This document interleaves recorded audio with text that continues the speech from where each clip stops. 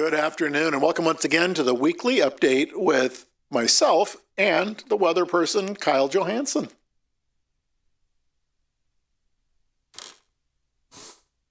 So today we got generally cloudy skies. A few flurries or snow showers are possible. High of 25. Tonight, cloudy, snow showers developing late. Very cold, low of 15. Chance of snow, 50%. Snow accumulations less than 1 inch. Tomorrow, cloudy skies, very cold. High of 25, low of 17. Friday, cloudy skies, very cold. High of 31, low of 11. Saturday, partly cloudy skies, high of 36, low of 16. Sunday, mostly sunny skies, high of 44, low of 28. Monday, partly cloudy skies, high of 51, low of 37.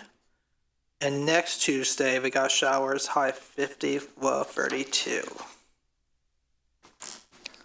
So the men's team won last night against Central Michigan 84-82 for OU's Founders Day celebration, 221 years old. And it was a fun time yesterday. We had cake.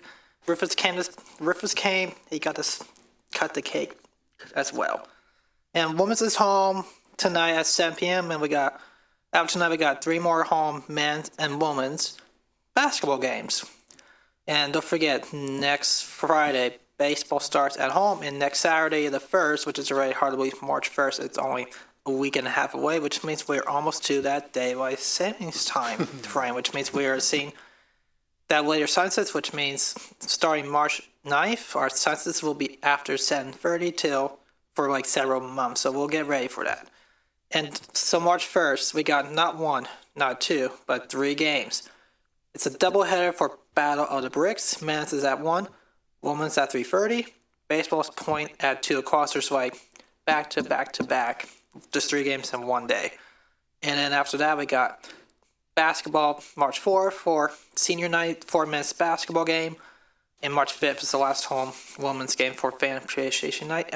Saturday. So the game for Saturday is going to be televised on ESPN2, 6 p.m. tip-off time. Whiteout, Military Appreciation Night.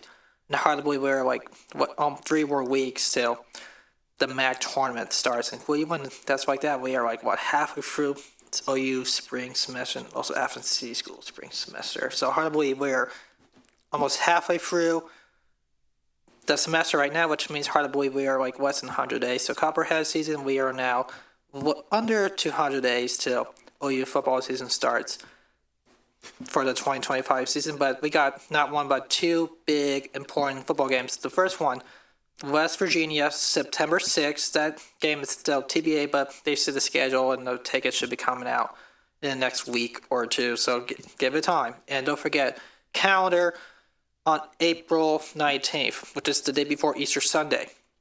The OU spring game, it's going to be that day, but it says TBA, but it should be, usually means it could be early afternoon or late morning.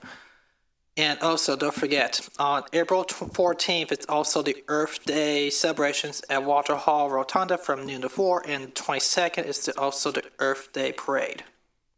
The WVU. We're playing WVU here. September 6th. Nice. And tickets are almost $200 already. What's the other big game? Ohio State. Ohio State. At the shoe. Yes. Yeah. Battle of Ohio. We just can't use the word "the." Okay. A few items to bring up today. Not a whole lot of content with this update, but this one's pretty cool. This is Art in the Park. And this is basically an art series that's going to take place. It'll be March through May. It will be, it looks like 5:30 to 6:30. The initial one on March 7th is going to be Bike Path Poetry. And this is at the West State Street Park. Write poems, haikus, encouraging words and phrases. Boy, we need that right now. Or simply draw with chalk on the bike path. So this is cool.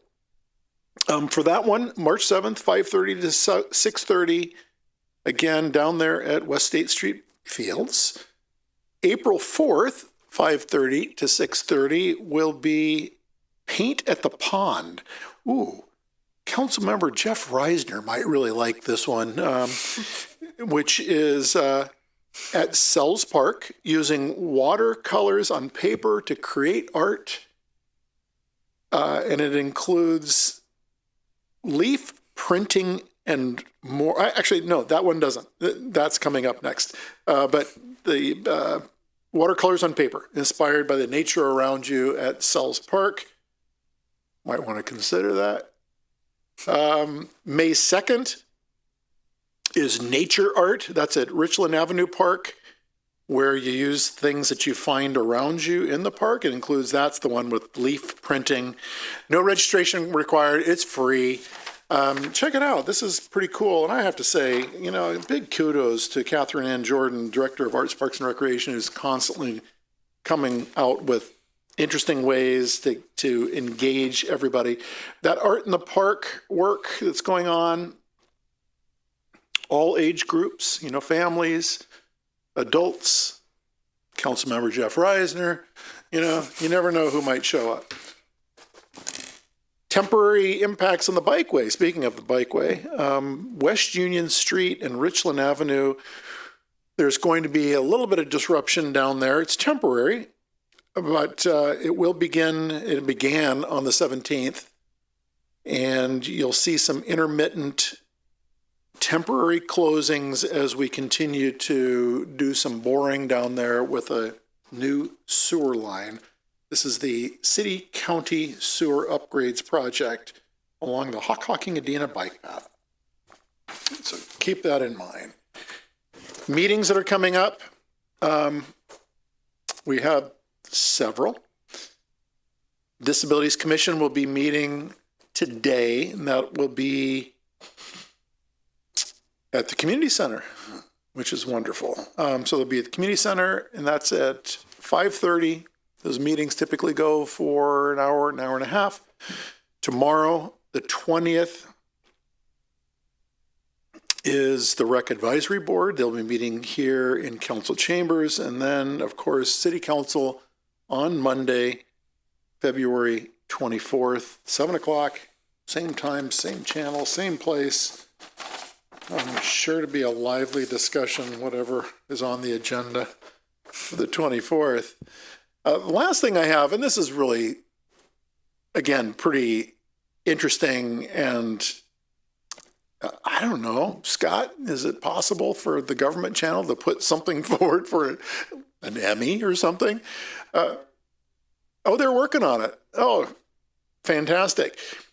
For those of you who've been watching, the government channel has put together a Black History Month series celebrating Black History Month. The Athens History Minute. We've had Milton Holland. We have had John Templeton. John Templeton. Fantastic. Kyle, of course. John Templeton.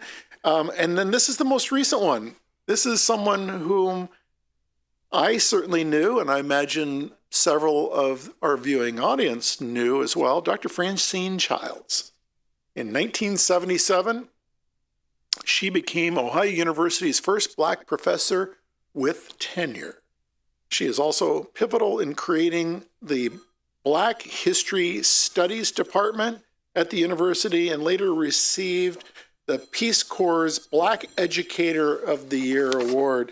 So with that, government channel, thank you for doing this.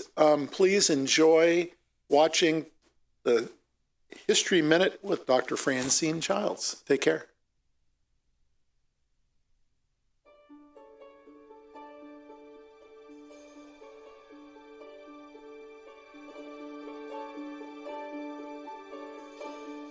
Born in Texas in 1940, Dr. Francine Childs was raised by her grandmother Clara, an NAACP organizer and community leader. A trailblazer in education, she earned her master's degree and a doctorate in education.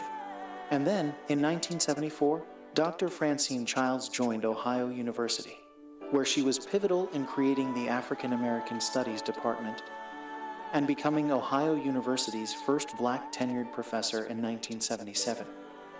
Continually advocating for change, she would go on to receive several national honors, including the Peace Corps' Black Educator of the Year award. Dr. Francine Childs was also a leader in the ministry, becoming the first woman pastor at Athens' historic Mount Zion Baptist Church in 1998. This church has now become the Mount Zion Black Cultural Center. In May of 2023, she passed on peacefully, leaving behind a legacy of leadership, faith, and service to the Athens community that she loved so.